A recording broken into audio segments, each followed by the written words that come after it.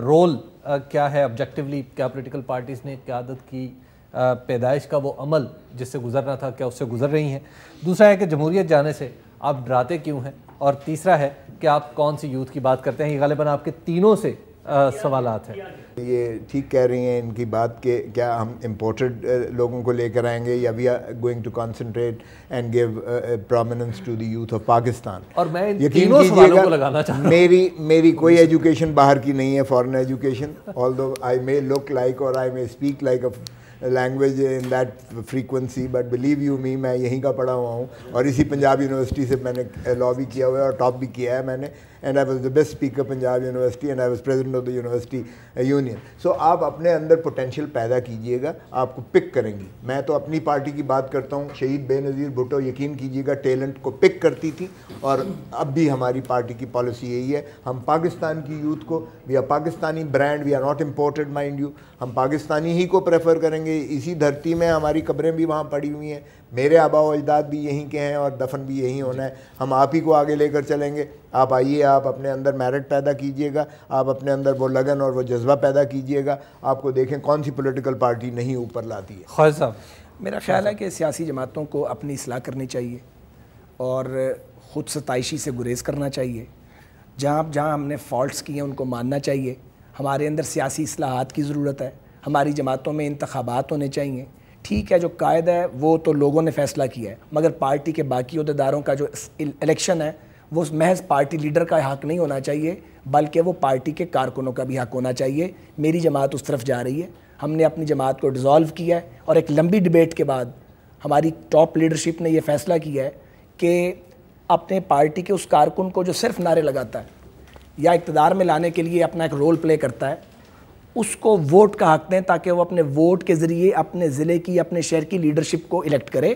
جب تک پاکستان کی سیاسی قیادتیں، ٹاپ لیڈرشپس اپنے ساتھیوں کو اپنی جماعتوں کی قیادت میں تبدیلی کا رائٹ نہیں دیں گی، بنیادی اور بڑی تبدیلی نہیں آ سکتی۔ اور آخری بات یہ ہے کہ پاکستان کی پولیٹیکل پارٹیز کو چاہیے کہ وہ اقتدار میں آنے سے پہلے اقتدار کی تیاری کریں، محض انتظار نہ کریں۔ ہم انتظار کرتے ہیں، تیاری نہیں کرتے۔ اس کے لیے لازم ہے کہ ہم تھنک ٹینک بنائیں، اپنی پارٹیز میں ہر شعبے پر کام کریں تاکہ جب ہم پاور میں آئیں تو ایک بنا بنایا پروگرام ہمارے پاس موجود ہو۔ تھینک یو ڈاکٹر صاحب۔ جی، سوال اصل میں یہ تھا کہ پولیٹیکل پارٹیز لیڈرشپ کیوں نہیں پیدا کر سکی؟ دیکھیں، جیسے خواجہ صاحب نے کہا، میں تھوڑا سا وقت لوں گا کہ لیڈرشپ پیدا کہاں سے ہوتی ہے۔ پاکستان کی ہسٹری یہ بتاتی ہے کہ یا تو آلریڈی آپ پاور میں ہوں کسی وجہ سے حادثاتی طور پر، اور پاور سے نکل کے باہر آئیں تاکہ آپ کو میڈیا کا امیج بن چکا ہو، آپ کے پاس سرمایہ ہو پارٹی بنانے کے لیے، آپ کے پاس سرمایہ اتنا ہو کہ آپ پارٹی پر مالکانہ حقوق قائم کر سکیں، ایک چیز یہ۔ دوسرا پہلو، تیسرا یہ کہ ہمارے ملک کے اندر پروسیس جاری رہتا، نہ پولیٹیکل پروسیس جاری رہا کہ پولیٹیکل پارٹیز گرو کرتیں، اور نہ پولیٹیکل پارٹیز کے اندر ڈیموکریٹک پروسیس تھا، اس لیے کہ اس پر قبضہ گروپ تھا۔ قبضہ گروپ دولت کی بنیاد پر، وجاہت کی بنیاد پر، شہرت کی بنیاد پر، کوئی مارشاء اللہ کے ذریعے آیا، کوئی اقتدار کے ذریعے باہر نکل کے آیا، کوئی ایجنسیوں کے ذریعے آیا۔ تو لیڈرشپ تو ہماری اس طرح بنی اور یہ کچھ کو بنایا گیا۔ باقی لوگ زیادہ نواب رسول اللہ بن سکے جو جدوجہد کرتے رہے اور جدوجہد کرتے ہوئے اس دنیا سے چلے گئے۔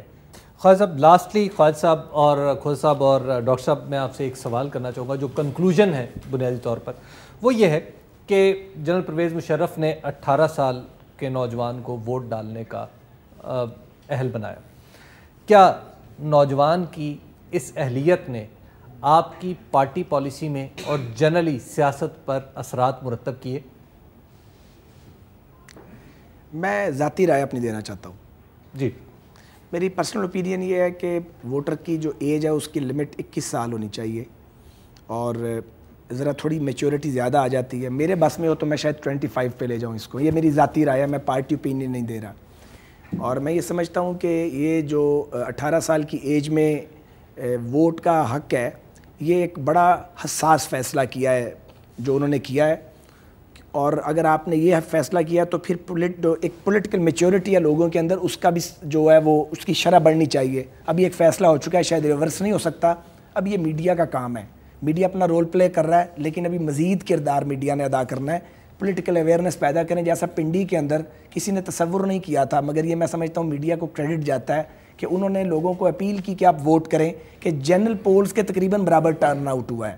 تو یہ ایک بڑی بنیادی بات ہے۔ سردار صاحب دیکھیں مجھے تو سچی بات ہے یوتھ پر بہت زیادہ فخر بھی ہے اور ان کی آنکھوں میں چمک جو نظر آتی ہے، مجھے تو ان سے بہت توقعات ہیں۔ میں سمجھتا ہوں 18 سال کا فیصلہ بالکل صحیح کیا ہے۔ آپ دیکھ لیجئے گا کہ پارلیمنٹ اس کو متفقہ منظور کرے گی، ان ترامیم میں بالکل رد و بدل نہیں کرے گی، کانشیسلی ناراض نہیں کر سکتے نا۔ دیکھیں کانشیسلی کیا گیا ہے۔ ہم یوتھ پر بہت زیادہ جو ہے میں سمجھتا ہوں ہم ان سے توقعات بھی رکھتے ہیں، اور بہت وائبرنٹ یوتھ ہے جو یہ سمجھتا ہے کہ 18 سال والا بچہ باشعور نہیں ہے، وہ کسی اور دنیا میں رہتا ہے۔ میں اس سے بالکل اتفاق نہیں کرتا ہوں، مجھے ان سے بہت زیادہ توقعات ہیں، اور یہ آج کی جو یوتھ ہے انشاءاللہ یہ دیکھیں پاکستان کو بہت آگے لے کر جائے گی۔ سر دیکھیں جی، ہم یہ کہتے رہے ہیں کہ ہمارے ملک کی آبادی کی اکثریت ان پڑھ ہے، انہیں شاید ووٹ کا شعور نہیں ہے، لیکن آپ نے دیکھا کہ ایک بار انتخاب ہوا، دوسری بار انتخاب ہوا تو وہ جو آدمی ہمیں ان پڑھ لگتا ہے وہ سیاسی طور پر سیاح ہو گیا، اس کو سمجھ آ گئی ہے، تو پولیٹیکل میچورٹی آ گئی۔ اگرچہ یہ 18 سال کے ووٹ کا حق مل گیا ہے، اور خواجہ صاحب نے درست کہا، لیکن اگر یہ سیاسی عمل جاری رہا تو ان 18 سال کے نوجوانوں میں بھی سیاسی شعور جو ہے 21 سال کے نوجوانوں کے برابر آ جائے گا۔ جی آپ کا بہت بہت شکریہ خالد ساز رفیق صاحب، سردار لطیف کھوسا صاحب اور ڈاکٹر مغیث الدین شیخ صاحب کہ آپ تشریف لائے اور آپ نے تمام سوالات، تمام تو نہیں بہت سارے سوالات جو ہیں وہ کیے جانے سے بھی رہ گئے، لیکن ان سوالات کو ہم پھر کسی اور وقت کے لیے اٹھا رکھتے ہیں۔ بدلتا پاکستان سے حبیب اکرم کو اجازت دیجیے، خدا حافظ۔